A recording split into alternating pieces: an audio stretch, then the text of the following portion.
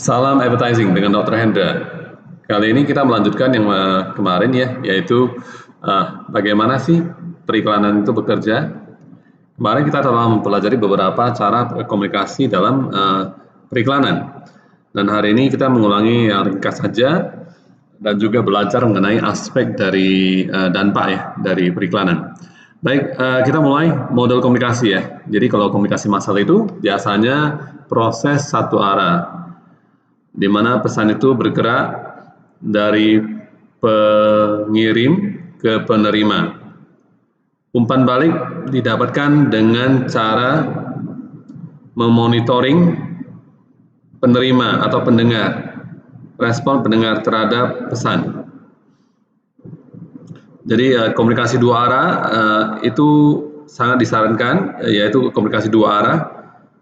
Pendengar bisa menjadi pembicara juga, yaitu dialog, percakapan. Inilah arah pemasaran, komunikasi pemasaran itu terarah ya zaman sekarang. Jadi sumber dan juga penerima pesan berganti posisi ketika pesan tersebut bolak-balik ya antara mereka. Nah, menambahkan interaksi dalam hal iklan ya. Jika pengiklan ingin menangani ya yang namanya hal-hal alamiah ya, kurangnya personal ya dalam komunikasi massal, maka mereka perlu belajar supaya mendengarkan, memakai indera pendengaran, dan juga saat mereka mengirimkan informasi. Nah, internet sendiri menciptakan sebuah kesempatan bagi website-website, forum-forum, email maupun blog untuk berinteraksi.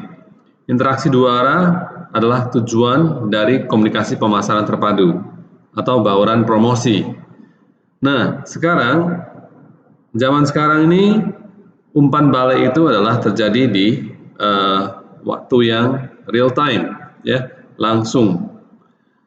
Melalui penjualan pribadi, melalui layanan pelanggan, pemasaran online, ala-ala respon, misalnya autoresponder di email, dan lain-lain, dan juga nomor telepon bebas pulsa, ya, dan email. Itu bisa terjadi namanya umpan balik. Nah, pendekatan tradisional terhadap efektivitas iklan ya, dampak di belakang efektivitas iklan. Pendekatan yang tradisional itu mengatakan ada beberapa teori. Pertama adalah AIDA. AIDA adalah mendapatkan attention, interest, desire, and action. Jadi mendapatkan perhatian dulu, lalu mereka tertarik, lalu mereka punya hasrat dan keinginan yang kuat, akhirnya membuat tindakan. Ini pendekatan ini mengasumsikan bahwa ini dampak dari iklan ya, dampak dari efektivitas iklan adalah berupa langkah-langkah yang bisa diprediksi, yaitu AIDA.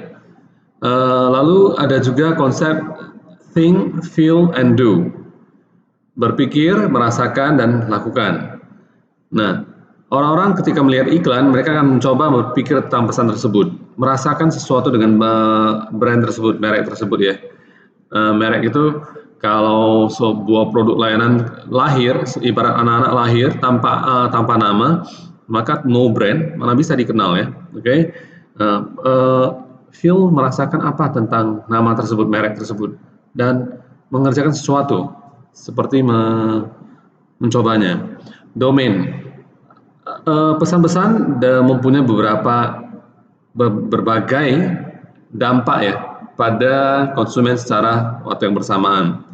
Bisa dampaknya pada persepsi mereka aja, cara mereka berpikir tentang sebuah brand. Bisa mereka mempelajarinya aja, oh begitu ya. Bisa juga membujuk rayu, akhirnya membuat mereka apakah rekomendasi atau membeli ya. Lalu masalah-masalah dalam pendekatan tradisionalnya adalah ini mereka menganggap ini adalah langkah-langkah yang memang sudah diprediksi. Beberapa dampak itu ketinggalan. Misalnya hubungan antara brand ya dan juga motivasi. Lalu komunikasi brand juga yang paling penting ya. Nah, maka itu pendekatan baru diberikan. Ini adalah pendekatan model aspek ya dari dampak ya, aspek dari dampak. Jadi yang sebelah kanan itu adalah aspeknya, sebelah kiri adalah respon dari pelanggan. Ya. Nah, model yang baru ini, Facet Model of Effects, ya, itu melakukan pekerjaan yang jauh lebih lengkap dalam menjelaskan cara iklan menciptakan respon pelanggan.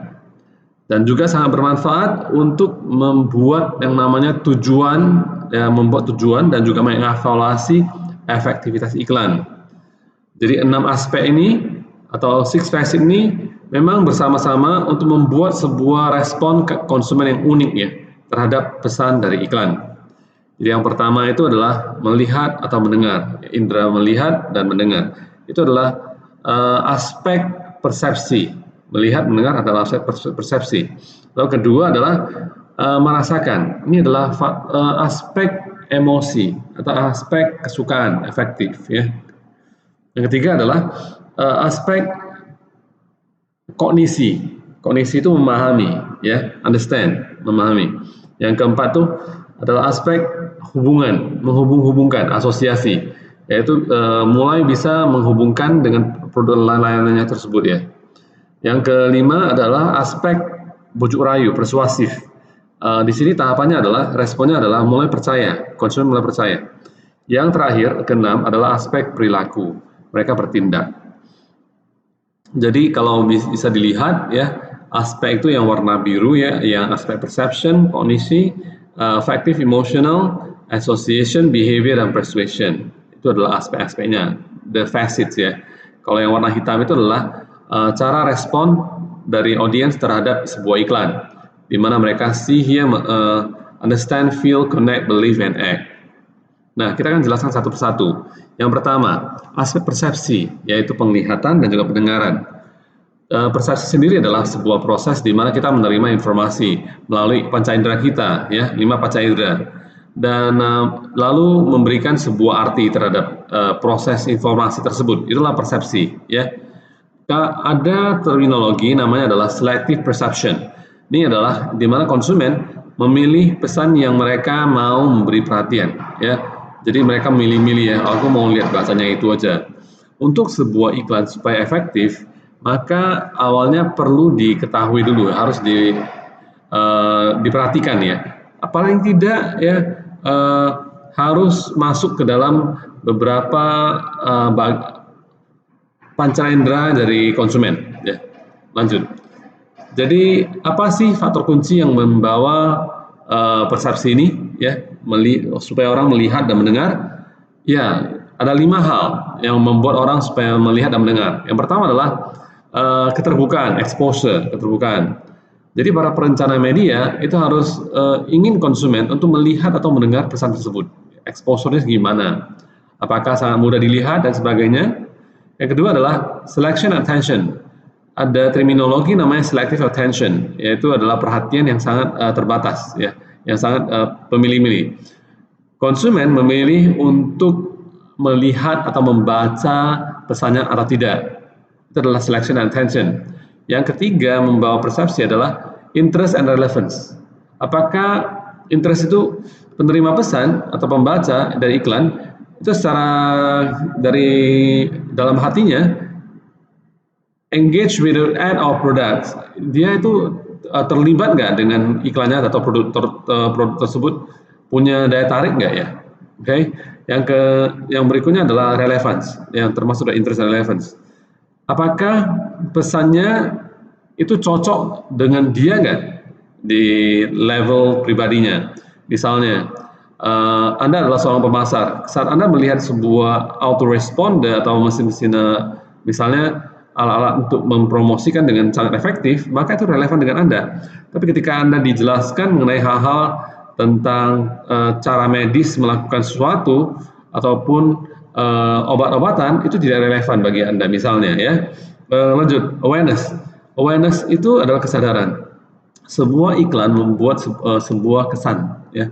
Kata orang kesan pertama begitu menggoda, selanjutnya terserah Anda ya. Kesan itu langsung masuk ke dalam pikirannya konsumen ya, persepsi ya, dengan cara melihat dan apa kesannya seperti apa. Kelima, dikenal, recognition, dikenal. Orang ingat nggak iklan tersebut? Ya, orang mengingat nggak apa yang dikatakan oleh iklan? Ya, saat orang mengingat kembali, itu adalah recognize. Itulah faktor perception yang sudah berhasil. Jadi 5 hal ini membuat respon pelanggan itu bisa apa ya? Kalau mau dipenuhi syaratnya, lebih bisa melihat dan mendengar. Lanjut. Yang kedua adalah aspek emosi atau kasih sayang, yaitu responnya adalah merasakan. Nah, aspek respon kasih sayang ini itu mencerminkan perasaan kita tentang sesuatu. Kasih sayang sendiri menjelaskan sesuatu yang memang merangsang keinginan, ya, menyentuh emosi kita dan juga mengeluarkan ya perasaan ya. Jadi ada dampak alam bawah sadar, subliminal effects dampak bawah sadar. Adalah pesan apa ya? Kunci-kunci pesan ataupun petunjuk-petunjuk pesan yang diberikan supaya dia memang menciptakan sebuah persepsi ya. Oke. Nah, faktor-faktor yang bisa membawa respon yang kasih sayang ya, emosi ini. Apa aja faktornya? Wants, keinginan. Keinginan ini adalah dibawa oleh sebuah emosi ya, berdasarkan hal yang paling diinginkan dia, keinginan-keinginan dia, hal-hal yang sudah dia rindukan, hal yang dia sangat inginkan untuk makan ya, craving. Okay? Ini adalah wants, keinginan. Feeling, perasaan. Inilah daya tarik emosi. Karena ada humor, karena ada cinta, karena ada rasa takut, ada perasaan keluar. 3, kesukaan ya. Atas merek tertentu, iklan tertentu. Jika Anda suka iklan itu, maka ada perasaan positif, langsung tertransfer, terpindahkan merek tersebut bagus, gitu ya. Yang keempat, resonate, dia menggema. Sebuah perasaan di mana pesan tersebut memang kedengarannya benar ya. Konsumen mengenali iklan dalam tahapan-tahapan yang pribadi. Jadi 4 hal ini mendukung respon efektif. Yang ketiga, yaitu aspek kognisi. Kognisi itu pengetahuan, memahami. Kognisi sendiri adalah bagaimana konsumen mencari dan merespon informasi, mempelajari dan memahami sesuatu. Ya. Jadi ini adalah PDKT otak kiri, ya, yaitu otak yang rasional, logika berpikir. Ya. Ini yang kreatif kalau kanan. Untuk secara kreatif berkomunikasi dalam tupan duduk dalam sebuah bus yang besar, ya, yang baru, ya, tempat duduk yang baru ya, di bus yang besar. Penerbangan American Airlines memakai PDKT otak kiri, otak kanan untuk iklan ini, ya. Anda bisa lihat sendiri iklannya. Nah, apa sih faktor yang mendorong respon konsumen terhadap kognisi ini, memahami ini? Pertama adalah kebutuhan. Ya, kebutuhan itu adalah sesuatu yang kamu pikirkan. Pesan iklan menjelaskan sesuatu yang hilang dalam kehidupan konsumen. Ya. Yang kedua, supaya membawa pesan kognisi ya, pemahamannya, adalah pembelajaran kognisi. Ini menyediakan ya fakta-fakta, informasi-informasi ya, infografis dan penjelasan-penjelasan sehingga orang mudah mengerti. Yang ketiga, pemahaman. Pemahaman itu adalah sebuah proses di mana kita memahami dan juga mencoba berpikir logika, mendapatkan pengetahuan. Yang berikutnya adalah diferensiasi. Kemampuan konsumen untuk memisahkan satu merek dengan merek lainnya berdasarkan pemahaman dari daya saing setiap merek. Recall dia mengingat kembali sebuah tolak ukur ya, pembelajaran atau pemahaman. Anda ingat iklannya, ingat mereknya, ingat slogan-slogannya, itu namanya recall. Maka mereka tahu, ya. Oke. Lanjut ya. Yang ketiga, yang keempat. Connect, yaitu aspek asosiasi atau terhubung ya. Asosiasi sendiri adalah memakai simbol untuk berkomunikasi. Ya. Alat yang utama dipakai dalam komunikasi merek adalah association, right? Makanya kenapa para artis di bawah ya Siapa sih yang membintangi sepeda motor misalnya Honda misalnya. Misalnya orang bilang Ernest Monica misalnya, ya. Itu langsung terasosiasi simbol untuk berkomunikasi. Sama dengan iPhone ya, simbol kemewahan, ya.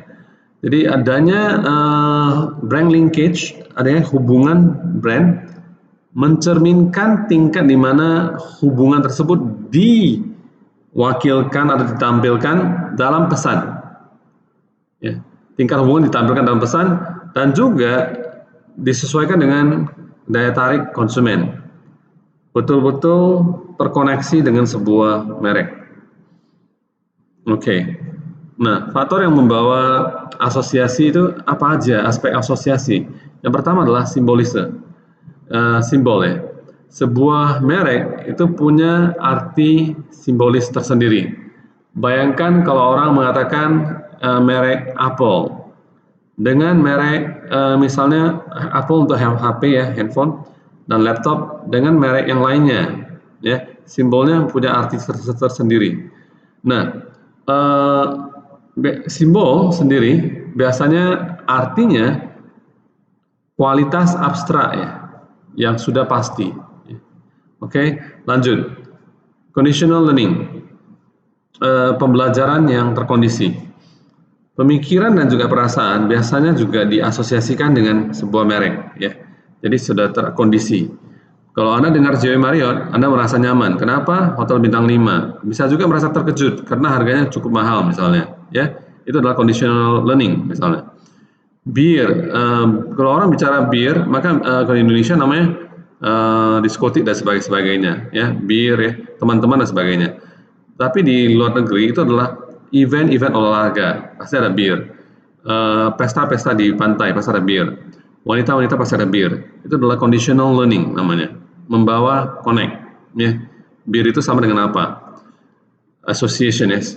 Transformation, perubahan. Ya.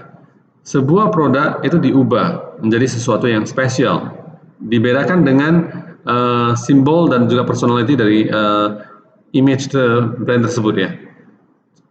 Saya akan berikan contohnya nanti di grup WA. Yang kelima terakhir, ini adalah aspek persuasif, yaitu mempercayai.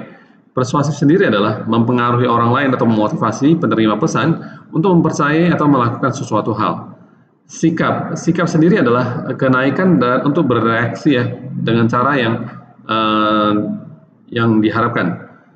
Dan sikap itu biasanya menjadi kepercayaan ketika orang-orang telah diyakinkan. Apa sih faktor-faktor yang mendorong persuasif? Yang pertama adalah keyakinan, konviksi, keyakinan. Konsumen menyetujui sebuah pesan dan mendapatkan sebuah tingkat keyakinan. Baik, itu bisa menjadikan sebuah keyakinan penuh, belief tentang sebuah brand. Ya, brand ini ternyata sangat bagus. Misalnya kalau orang bilang motor yang hemat dan sebagainya, harganya bagus, jual balik, Honda, mobil Toyota, itu sudah conviction namanya. Loyalty, loyalitas brand, itu bisa dua-duanya bisa. Baik sikap, ya sikap itu misalnya menyukai, menghormati dan juga lebih suka ya. Dan action atau tindakan, yaitu repeat purchase ya. Nah, biasanya itu dibangun dari kepuasan konsumen ya, kepuasan konsumen. Lanjut, believability dan credibility, tingkat kepercayaan dan juga kredibilitas. Kepercayaan itu adalah kredibilitas dari sebuah argumen dalam sebuah pesan. Apakah bisa dipercaya atau tidak? Ya, kredibilitas sendiri adalah indikator atau tanda-tanda ataupun gejala-gejala dari hal yang bisa dipercayai dari sumber. Ya. Nah, ada kredibilitas sumber namanya. The person delivering the message is respected. Orang-orang yang menyampaikan pesan itu dihormati. Misalnya dokter gigi mengatakan tentang sikat gigi, maka lebih dihormati. Sos kredibilitasnya lebih tinggi, ya, dibandingkan dengan tukang masak membicara tentang pasta gigi misalnya. Ya, lebih bisa terpercaya dan bisa believable. Yang terakhir tentang act, ya, masih tentang act, behavior, perilaku, yaitu respon untuk mengambil tindakan, termasuk di dalamnya ya, pertama mencoba atau membeli, mengunjungi toko atau website, mengembalikan kartu pertanyaan atau kartu angket, ya, kartu kuesioner, lalu menghubungi nomor-nomor telepon yang bebas pulsa, ya, lalu mengklik-klik ke website kita. Nah, ada bedanya, ada yang direct action, ada yang indirect action. Ada tindakan langsung dilakukan, melihat iklan langsung dilakukan, ada yang ditunggu dulu, indirect action. Oke. Nah, faktor-faktor yang mendorong aspek-aspek respon dari perilaku ini adalah ini ya. Pertama, mencoba. Ini penting ya bagi barang-barang yang baru atau barang-barang yang mahal. Ya. Contohnya kalau Anda pengen ekspor bahan-bahan kerajinan, orang-orang perlu melihat dulu. Ya. Melihat dulu karena itu bentuknya apa, adakah ceritanya, kalau ada cerita makin mahal. Ya. Ada story di behind, ada makin mahal. Misalnya, Anda jual wayang golek ya, bentuknya adalah Gatot Kaca misalnya, ataupun siapa ya, Kemang misalnya. Tapi Anda harus cerita ini gimana, maka makin mahal dia. Ya, lanjut, membeli, try, buy, membeli. Iklan itu memang merangsang penjualan, yaitu mereka akan call to action, membuat mereka bertindak. Ketiga adalah contact. Mendapatkan iklan bisa membuat kita mendapatkan kontak mereka. Konsumen itu bisa menghubungi si pengiklan. Jadi adanya dihubungi lah istilahnya. Lalu ada advocate, ada referral. Advocate itu si pendengar atau audience yang melihat iklan speaking out on brand behalf. Mereka merekomendasi karena diminta oleh merek tersebut. Contohnya, merek mengadakan kompetisi. Siapa yang bisa menyebarkan dan mendapatkan like paling banyak akan mendapatkan hadiah ini misalnya. Langsung pendengarnya melakukan sesuatu dan itu namanya advocate. Mendukung karena diminta. Ada referral. Referral itu konsumen yang sudah puas pernah mencoba layanan dan produk, merekomendasi brand-brand favorit. Yang terakhir adalah faktor yang bisa membawa respon perilaku adalah prevent, pencegahan. Nah, Anda mencoba menampilkan pesan-pesan negatif tentang perilaku yang tidak diinginkan dan membuat sebuah insentif untuk mendorong perilaku-perilaku yang diinginkan, ya, prevent.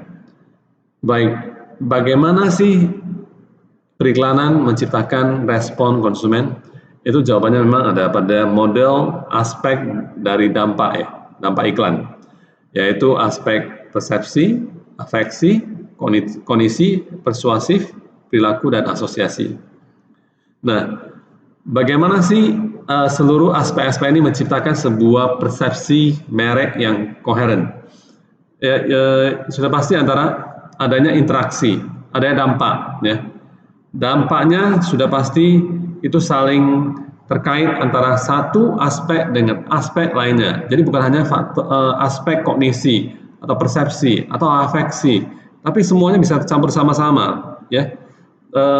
Lalu aspek-aspek tersebut tidak secara sama efektif dalam situasi yang berbeda-beda dan semua situasi, ya. Jadi aspek-aspek persepsi, kognisi, persuasif, perilaku, asosiasi, emosional tidak sama-sama efektif, ya. Ada dampaknya kuat, ada dampaknya lemah. Kalau dampaknya kuat, maka iklan itu bisa membujuk rayu orang-orang belum pernah membeli merek untuk membelinya sekali. Bukan hanya sekali, langsung berulang-ulang. Itu strong effects, ya, dampak yang kuat dari iklan. Misalnya, contohnya, kalau misalnya ada promo besar-besaran, GoFood misalnya atau GrabFood misalnya, lalu terus-menerus ada promo, walaupun tidak ada promo Anda terus beri, maka ada strong theory dari iklan. Weak theory adalah iklan tersebut mempunyai dampak yang sangat terbatas pada konsumen, sehingga terbaiknya dipakai untuk mendorong persepsi akan merek yang sudah ada atau mengubah perilaku, ya. Contohnya kalau misalnya ada iklan apa ya, weak theory, iklan yang dampaknya memang singkat aja, singkat doang. Contohnya, kalau setelah iklan orang-orang memang melakukan pembelian misalnya, ya, tapi dalam jangka waktu yang singkat. Misalnya 11-11, 12-12. itu impact-nya cuman pada hari H tersebut aja. Nah, ada delay effects, ada dampak yang memang tertunda ya, yaitu seorang konsumen mungkin bisa melihat atau mendengarkan iklan, tapi tidak akan bertindak sampai nanti dia sudah melihatnya sendiri di toko. Ya, seperti ini. Sampai jumpa, salam periklanan.